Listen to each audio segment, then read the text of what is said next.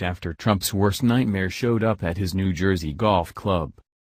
President Donald Trump is only a few days into his 17-day time away from the White House at his golf club in Bedminster, New Jersey.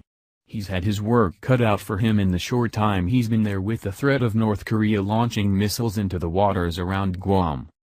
In the midst of dealing with the tyrant dictator Kim Jong-un, Trump's security was scrambling to protect the president after his worst nightmare showed up at his vacation spot that put the Pentagon on high alert. No other president in history has been under such attack as President Trump has been from people in our own country who accuse him of anything they can conjure up. There have been more threats to his life than can be counted at this point, which liberals think is a necessary reaction to their displeasure of him winning the White House over Hillary Clinton. Now, a threat to his privacy has been made apparent, and there's nothing he can do about it. North Korea's Kim Jong-un isn't the only tyrant Trump is having to deal with this week.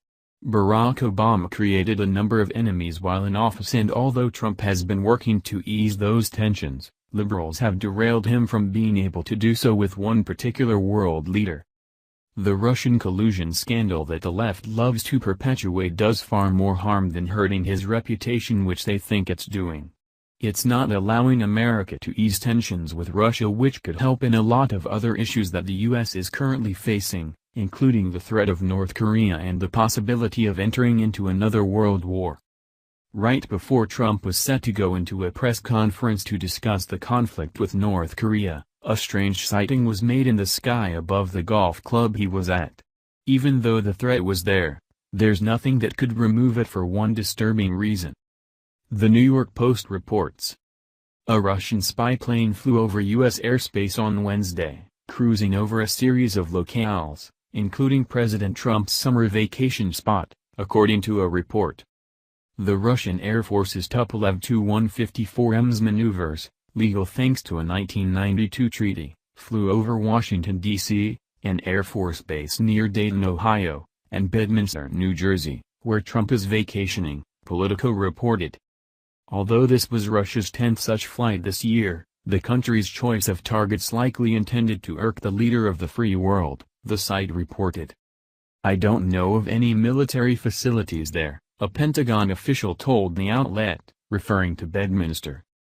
The Russian spy plane flying over the course where Trump was at is being seen as a clear act to taunt the president. It was the ultimate trolling move and power play for Vladimir Putin. Trump is wise to their intentions, and they can get away with these antics since they weren't violating any protected airspace thanks to a 1992 treaty. The 1992 agreement, known as the Treaty on Open Skies, allows each country to conduct surveillance flights over the other country's territory, which happens on a semi-routine basis, a Pentagon official told Politico. The Russians are required to give a 72-hour notice of the mission and must have American personnel on board as observers. Although these flights have happened before, the timing of this one is significant. The flight came at a tense time just weeks after Trump reluctantly signed legislation that continued sanctions imposed on Russia after President Obama determined that the country meddled in the 2016 presidential elections, Patch reported. While Politico creatively described this flight as a perfectly legal bit of aerial reconnaissance that nonetheless appeared to be an attempt to troll Trump, which is true, there's a more accurate description of what this really means, which can simply be reduced to juvenile taunting.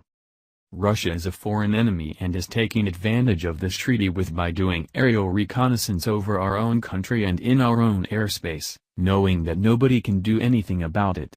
While it may seem harmless, it's irresponsible that in this day and age it's allowed, especially with the turmoil that's been thrown at Trump to deal with in the aftermath of his predecessor's presidency.